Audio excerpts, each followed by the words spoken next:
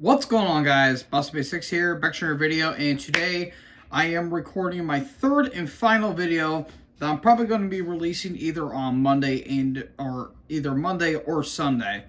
And that, of course, is the newest offering from Pentagram, Lightning in a Bottle. This is the 9th studio offering overall from these guys. This was released on the 31st of January of 2025 on Heavy Psych Records, kind of a new label that for me, because I haven't really heard of that label before. Anyways, this band formed in Washington, D.C., even though I think they originally formed in Alexandria, Virginia initially.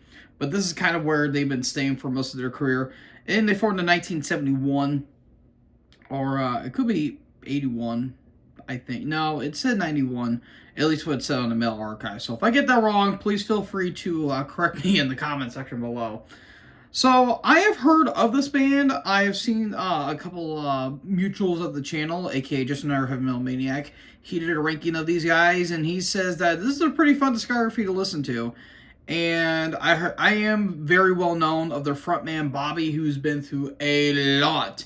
I mean, a lot of things in his life, from drugs, alcohol, and apparently this guy is still kicking it even at his age, which I think he's in his 70s, I think.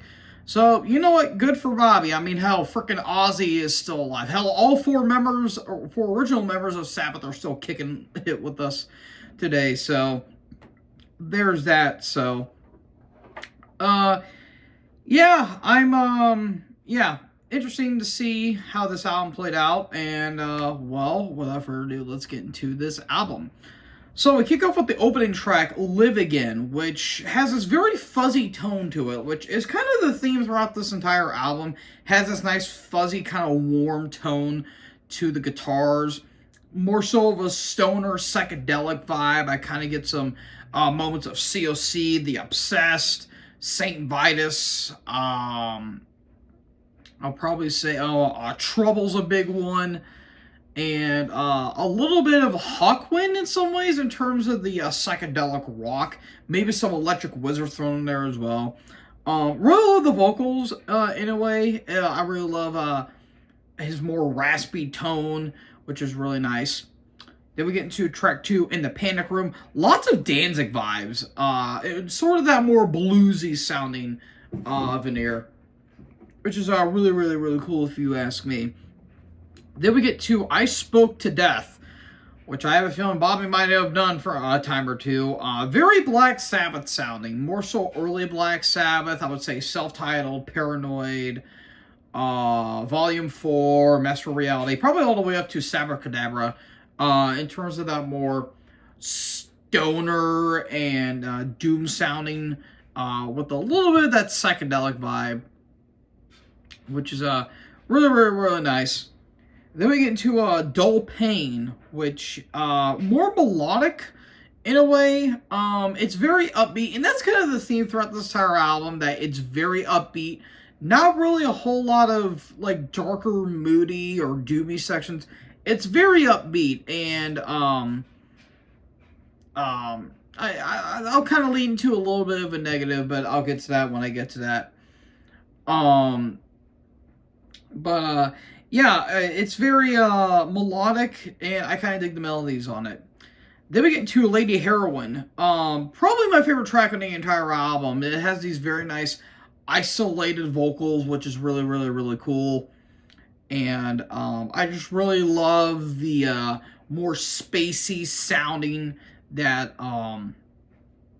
that the album has. It's really, really, really cool. I really love that more spacey side of doom metal or stoner metal if you want to, because it has like paints a nice picture in your head. Again, something that Electrical Wizard really thrive at doing.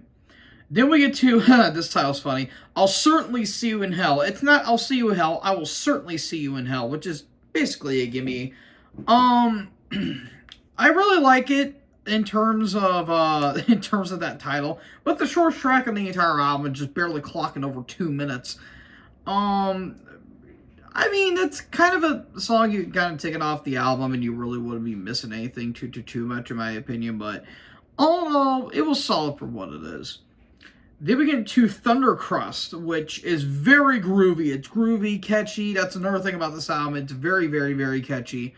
Yeah, it's very catchy. It's groovy. Has some nice bounce to it, which I think is really, really, really cool. And yeah, it's a very upbeat rocker, and I thoroughly enjoyed it.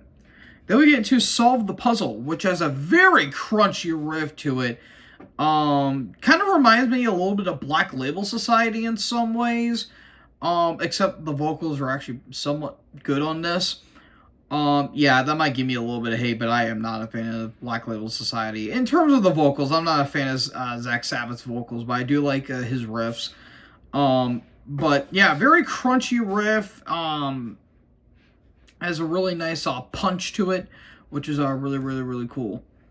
Then we get to Spread Your Wings. Very moody. Has this like kind of dreary vibe to it. It kind of sounds like it's going through the motions a little bit. It's really nice. I kind of like how Bobby's kind of crooning throughout the entire thing, which is pretty unique. Then we get into the title track, Full-Born Trouble right here. We're getting into some Alabama territory with this one. But yeah, or not Alabama, Louisiana, my bad. I got my states mixed up. But yeah, very Louisiana inspired with that song in particular. But then we get into the final track, Walk the Sociopath, which, yeah, that kind of feels like something that my mom was probably thinking. Oh, well, no, that was just me being a whiner, but that's beside the point. Anyways, probably one of the standout tracks because it's dark and it's, you know, doom-laden. It's very, very, very nice. It has this big, you know, dreary vibe to it, which is really, really, really cool. And all that stuff. And there was a couple bonus tracks I didn't even bother listening to because they're bonus tracks. I don't really care for them per se. So, any complaints? Like I said, I kind of wish I had a bit of a darker tone to it. Instead, it's mainly just upbeat and kind of, you know, happy-go-lucky in some ways, which, don't get me wrong, there's nothing wrong with that in particular, but if you're going to be a doom metal band, sprinkle a little bit of, like, apocalyptic vibe from time to time. Number two, there's not a whole lot of tracks that really stood out and grabbed me, per se, but there was a handful of tracks I really, really, really did enjoy. And number three, I feel like it's a little bit long in the tooth. Maybe cut a track or two off this album and kind of trim the fat. And I think it'll be a really, really, really stronger album. So, yeah, and maybe the vocals could have been better. Again, he's in his 70s, so I'll give him some leeway on that. But kind of, it's almost in a way to where he's almost stepping out of his comfort zone in some variety, where it kind of sounds like he's carrying the tune a little too far at some points. But that's just me nitpicking, so, all in all, I'm going to give this 3.5 stars. I thought this was a fairly enjoyable album. Not really album of the year contender, at least in my eyes this year. But I do think this is a solid album that you kind of just want to lay back and, you know, just basically jam on for background noise. You'll fairly enjoy this album. So all in all, 3.5 stars for me. So, folks, what did you guys think about Pentagram's Lightning in a Bottle? Let me know in the comment section below. Make sure you guys leave a like, leave a comment, tap the bigger subscribe button, tap the bell so when I upload, you guys will be notified. And my dog decided to interrupt my intro because my brother just had to walk by the threshold. Thanks! Anyways, I'll talk to you guys next one. Peace out.